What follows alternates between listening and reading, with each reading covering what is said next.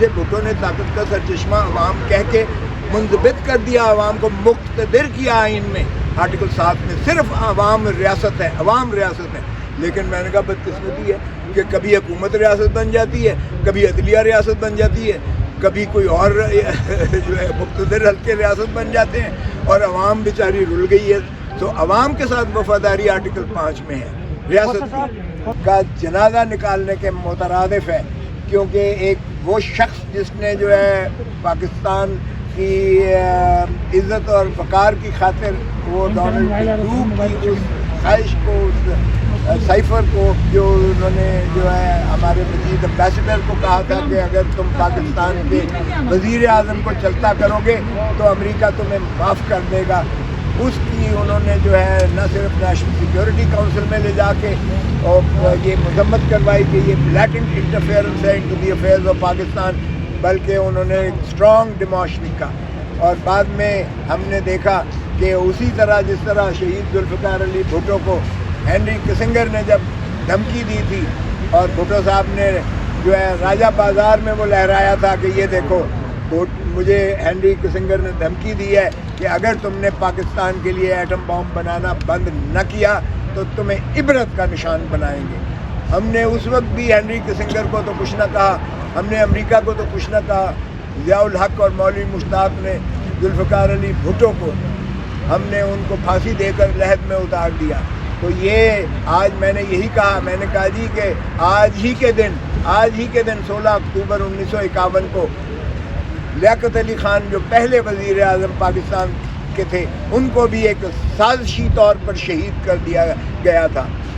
आज भी तिश्ना है कौम, वो सुनना चाहती है कौन थे उनके कातिल, कौन से अवामिल थे जिस वजह से पाकिस्तान के पहले वज़ीर आज़म जिसकी दयानत और अमानत की यानी आप कस्में खा सकते हैं कि एक नवाब जो हिंदुस्तान में सारी जायदाद और जागीर छोड़ कर आया था जब मरा है तो बुनियान उसकी फटी हुई थी और उसे सैकड़ों दफ़ा कहा गया कि आप जो है अपना क्यों नहीं अप्लाई करते जो आप पीछे जागीरें छोड़ कर आए हैं। तो उन्होंने कहा जब तक एक भी शख्स जो मुहाजिर होकर आया है उसको क्लेम नहीं मिल जाता मैं अप्लाई नहीं करूँगा। और उन्होंने अपनी सारी जायदाद जो है वो एक ढेला ने अप्लाई किया और दयानत का ये आलम था कि उनकी बुनियाद फटी हुई थी जब वो मरे हैं। ऐसे में अगर हमने इसी तरह अपने कायदीन को, भुट्टो को हमने शहीद कर दिया, रानी शहीद बेनज़ीर भुट्टो को हमने शहीद कर दिया, और क्या इमरान खान को भी हम फिर वही जो है ताबेदारी और ग़ुलामी करते हुए तकलीद करने जा रहे हैं। तो मैंने यही अर्ज़ किया कि खुदारा देखिए कौम हमेशा आपसे मुतमन्नी होती है और हमने मौलवी तमीज़ुद्दीन के केस से शुरुआत की है, अदलिया से मायूसी भी हुई है, लेकिन हर दफ़ा तारीख़ आपको मौका देती है। अब भुट्टो की दफ़ा भी तारीख़ ने मौका दिया, तारीख़ का मौका दिया, लियाकत अली का भी तारीख़ ने मौका दिया, मौलवी तमीज़ुद्दीन का, लेकिन तिश्नगी है। खुदारा आइए उठें, आप जो है आप कौम आपसे मुतमन्नी है कि आप कौम को इंसाफ दें, लोगों को बुनियादी हकूक़ दें, आइन पर अमलदारी करवाएँ, क्योंकि इस वक्त जो है सरज़मीन पे आइन बन चुकी है पाकिस्तान। और फिर साइफर के मुकदमे की मैंने उन्हें एक एक शिक पढ़ के सुनाई कि वज़ीर आज़म का ये फ़र्ज़ था वज़ीर आज़म का कि वो कौम को एतमाद में ले कि ये अमेरिका का एक डोनाल्ड ट्रम्प एक असिस्टेंट सेक्रेटरी जो है ये धमकी दे रहा है पाकिस्तान को। तो ये उन्होंने अपने कार्य सरकार की अदायगी में उन्होंने अपना फ़र्ज़ पूरा किया जब कौम को ये जो है एतमाद में लेकर उनको बताया। तो इसमें कौन सा जुर्म है? और फिर दूसरी बात है इसमें कौन सी तनसीबात जो है खतरे में पड़ गई है। 1923 के एक्ट का एक एक शिक पड़ी और मैंने बताया कि ये 1923 का सीक्रेट एक्ट जो है ऑफिशियल सीक्रेट एक्ट 1923 ये ताज बरतानिया ने हिंदुस्तान के वासियों को ग़ुलाम रखने के लिए बनाया था। क्या आज पाकिस्तान की हुकूमत इस्तेमाल करेगी ताकि पाकिस्तानी 25 करोड़ को ग़ुलाम बनाया जा सके और बनाया रहे, बदस्तूर रहे? तो खुदारा ये जो कॉलोनियल ईरा के कवानीन हैं उनके तहत मत पाकिस्तान के अवाम से आज़ादी छीने। और एक ऐसा वज़ीर आज़म जिसने एब्सोल्युटली नॉट कहा, हम उसे जो है पाबा सलासिल पहले हटा भी दिया ताबेदारी करते हुए और पाबा सलासिल भी दिया। और एक एक शिक मैंने पढ़ के सुनाई जिसका इतलाक़ नहीं होता किसी तौर पर भी, نہ یہ پروہیبٹڈ ایریا تھا، کیونکہ یہ جنگ کے زمانے میں بنائی گئی تھی یہ 1923 کا ایکٹ جو ہے.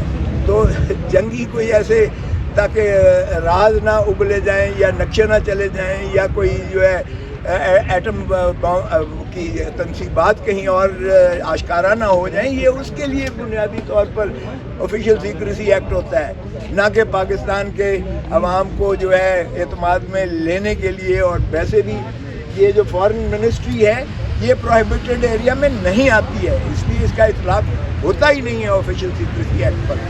اور پرائم منسٹر کے حلف میں لکھا ہوا ہے کہ وہ اپنا جج کرے گا. باقی وزیر پرائم منسٹر کے حلف پرائم منسٹر سے اجازت لے کر کوئی چیز ڈسکلوز کر سکتے ہیں.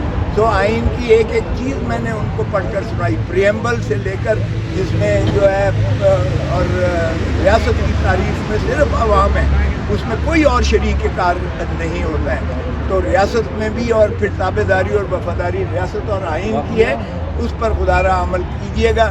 پاکستان کے عوام کو جو ہے ان کی آزادی دیں اور ان کو جو ہے بنیادی حقوق جو ہے فراہم کیجیے گا.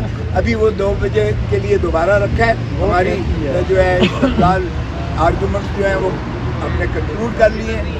وہ میں نے تحریری جواب بھی 2 بجے دے دینا ہے اور 2 بجے دوسرے فریق کو سنیں گے. اور پھر مجھے اگر رائٹ آف ریپلائی کے لیے کچھ کہنا پڑا تو میں کہوں گا. آپ نے کہا ریاست عوام ہے، کوئی اور نہیں ہے. آپ کو کیا لگتا ہے آپ کے اتنے دلائل کے باوجود مقدمہ بنتا نہیں، پھر بھی کون ریاست پہ قابض ہے، بننے کی کوشش کر رہا ہے؟ اور دوسرا آپ نے کہا کہ اگر عمران خان کے اوپر مقدمہ ہے تو آفیشیل سیکرٹ ایکٹ کے تحت اور لوگ بھی اس زمرے میں آنے چاہیے. وہ کون لوگوں کی طرف آپ کا اشارہ تھا جن سے آپ نے کہا کہ جواب ابھی تک نہیں مانگا گیا؟ میں نے یہ کہا کہ نیشنل سیکیورٹی کونسل کے سامنے یہ معاملہ آیا سارا. انہوں نے کہا کہ یہ بلیک اینڈ انٹرفیئرنس ہے into the affairs of Pakistan. اور نیشنل سیکیورٹی کونسل میں نے کہا کسی کا بیان لکھا ہے؟ آرمی چیف کا اس وقت کا لکھا ہے؟ نیول چیف کا لکھا ہے؟